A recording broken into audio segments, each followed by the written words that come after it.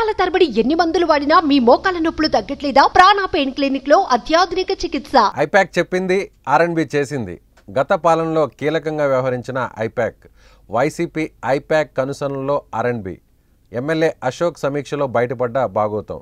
రోడ్ల మరమ్మతులకు 31 కోట్లు కేటాయింపు, సీఎంఓ ఆదేశాలతో చేశామంటున్న అధికారులు. పార్టీని ప్రజల్లోకి బలంగా తీసుకెళ్లేందుకు ప్రచారాలు, వ్యూహాలతో హోరెత్తించింది గతంలో ఐపాక్ టీం. పాలన వ్యవహారాల్లో కూడా అధికారులను కంట్రోల్ చేసింది. ప్రభుత్వం తమ చేతుల్లో ఉండేసరికి రూల్స్ను బ్రేక్ చేయడం, కొత్తవి క్రియేట్ చేయడం కూడా జరిగినట్లు తెలుస్తోంది. ఇదంతా ఏపీలో గత 5 ఏళ్ల పాలనలో జరిగినట్లు బయటకు వస్తుంది.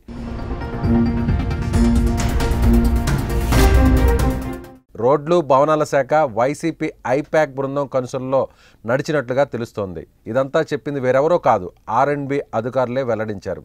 ఇచ్చాపురం ఎమ్మెల్యే అశోక్ చేపట్టిన సమీక్ష సమావేశంలో ఇది స్పష్టమైంది. కమిటీ క్యాంపు కార్యాలయంలో ఆర్ఎండ్బి అధికారులతో ఎమ్మెల్యే సమీక్షలో పలు విషయాలు ఎమ్మెల్యే ముందు ఉంచారు.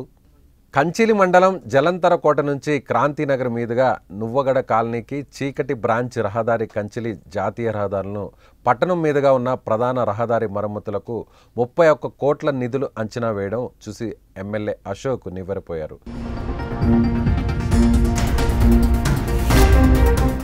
31 కోట్లు కేవలం మరమ్మతులకే ఎలా ప్రతిపాదన చేశారని అధికారులను ఆయన నిలదీశారు. అంతకన్నా అధ్వాన స్థితిలో పలు దారులున్నా వీటినే ఎంచుకోవడం వెనక రహస్యం ఏమిటని ప్రశ్నించారు.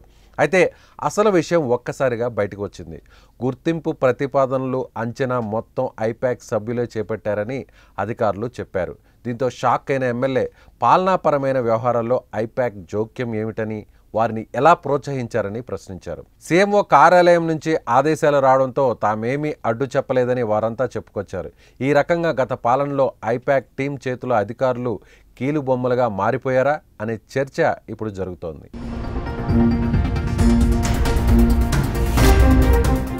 సుమన్ టీవీలో మీ పర్సనల్ అండ్ బిజినెస్ ప్రమోషన్స్ కోసం కింది నెంబర్కి కాంటాక్ట్ చేయండి.